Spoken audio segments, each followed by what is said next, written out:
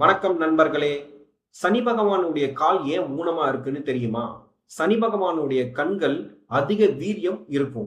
அவர் பார்வை யார் மேல பட்டாலும் அது பிரச்சனையில தான் போய் முடியும். இதனால அவருடைய அம்மா சாயாதேவி எங்கேயுமே அனுப்பாம தம் பக்கத்திலேயே வச்சுப்பா. ஒரு நாள் சிவபெருமானுடைய மகன் விநாயகருக்கு பிறந்த நாள். எல்லாரும் கைலாய மலையை நோக்கி போயிட்டு இருந்தாங்க.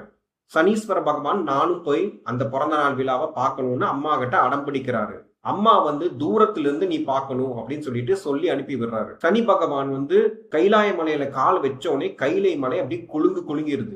மறைஞ்சு நின்று விநாயகரை பார்த்துடுறாரு.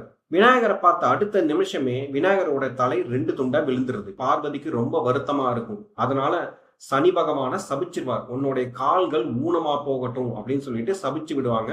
அதனாலதான் சனி பகவான் கால் விம்மி விம்மி நடப்பாரு.